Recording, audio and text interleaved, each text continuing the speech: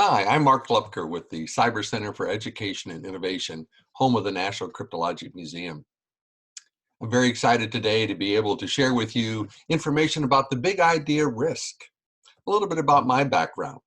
Spent 43 years in government service, 25 of that in the Air Force, 18 of that at the National Security Agency. Since about 1990, I've been involved in computer security activities, most of it in this topic of risk. This kind of combines and pulls everything you're learning in all the big ideas together in a relationship that looks across the spectrum.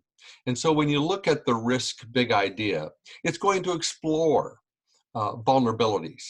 It's going to explore the adversary, the person who can attack you.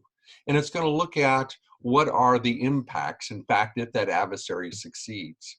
And in that analysis, there's a trade-off to be done to determine what kind of preventions, or we call them countermeasures, can be added to any particular system to prevent that adversary, or at least thwart that adversary from taking advantage of your system. So it's a relationship between the chance that some harm will occur and what damage would exist if in fact that person succeeded or that entity exceeded. Risk assessment is all about a methodology that combines all these attributes that you've been learning into what is called cybersecurity risk. It's very uncertain, and the complex nature of our cyber environment complicates this particular area of study. But it's one of those interesting ones that I've enjoyed for over 20 some odd years because it's always new and it's always fresh. And it causes you the opportunity to work through puzzles and to really determine what would the adversary do.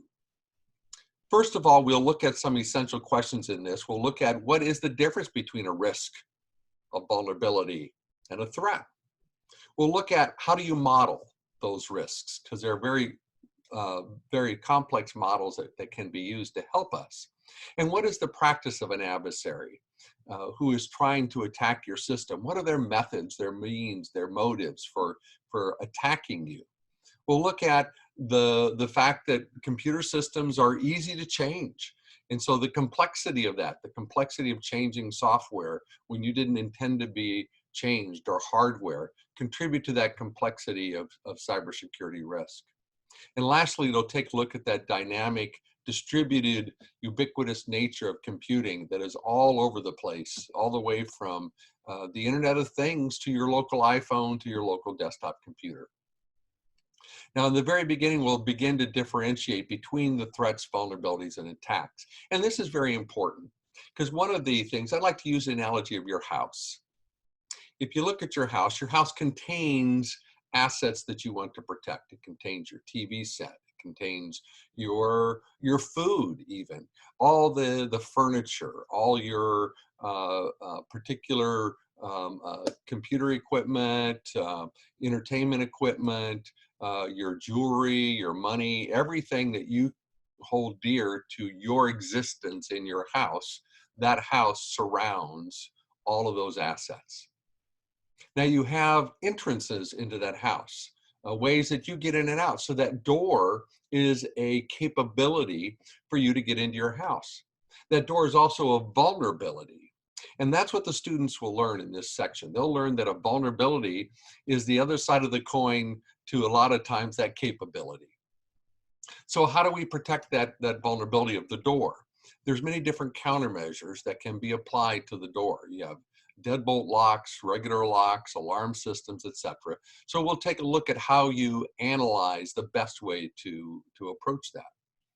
We'll take a look at the attack paths. The attack paths are in fact that door, the windows in your house. Those are ways for an adversary, attacker, to get into your house.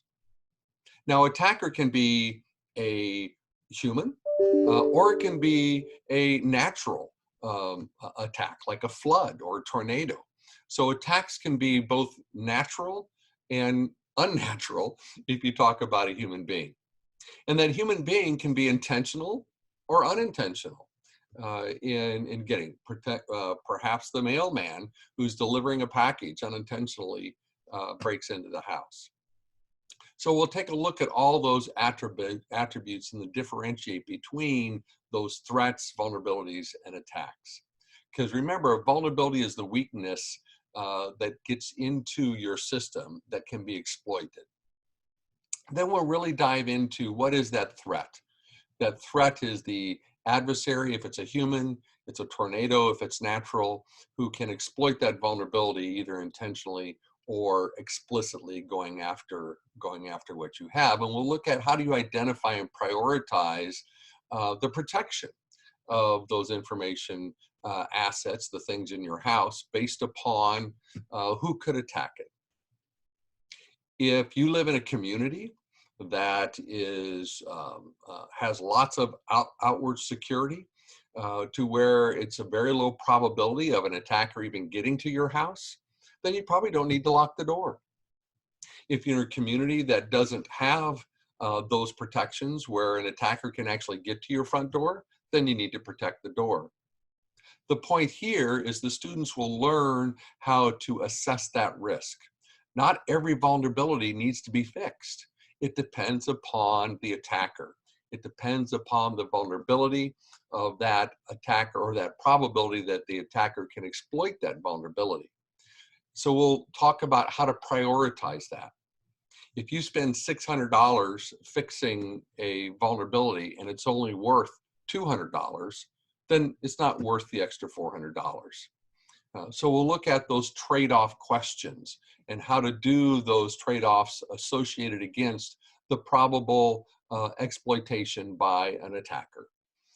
Because you don't want to spend more money than what it's worth to protect it.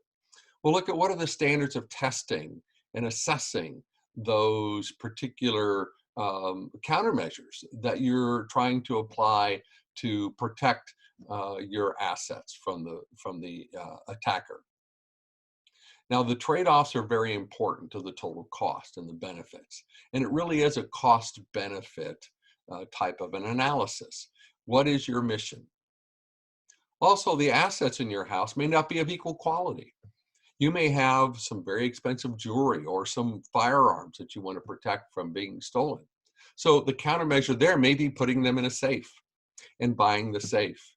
And so that you've spent a lot of money on a safe and put it in your house. But the other things in your house, you say, okay, if somebody breaks in and takes them, that's fine, but they didn't get my jewelry. They didn't get the critical items that I've placed in this very impressive safe that will thwart any adversary from getting to. So those cost-benefit trade-offs will be discussed during this particular section. Now, cyberspace is very large and complex. We alluded to this with the Internet of Things. So these provide complexities that we don't always have control over. We don't always have control over somebody changing software on these large, unpredictable systems. So we have to plan for that. We have to analyze how somebody else's system may in fact affect our system. So the complexities of the behavior of a computer system will be taken into account in this class. The adversary himself has attributes that the students will learn about. What are the motives? Does that adversary have access? How much money would it take? What is the benefit to the adversary in exploiting your asset? Those are attributes that we determine and study to see if the adversary is going to take advantage of this particular attack vector. If in fact the adversary, it is not in their best interest to do so, then they may ignore that vulnerability for another vulnerability. That comes into the calculation of which vulnerability to actually spend your money against to fix. The whole decentralized and dynamic aspect of the network sometimes will fail on its own, and we can't predict that. So part of risk analysis is to determine the resilience of your system. If you are part of a complex system that you don't have control of many of the attributes of that system, then there are other countermeasures you may need to look at, like backup systems that are off-site, so that you can recover your data if in fact there's a failure. So these attributes will be looked at as well to determine what's important. There's also communication between people. And when we rely on lots of different systems, that communication can be interrupted by what we call man in the loop, or somebody in the middle listening, eavesdropping, so to speak, on your conversation. And whether it's encrypted or not, that information can be analyzed and traffic can be analyzed to determine what is the real intent of that communication.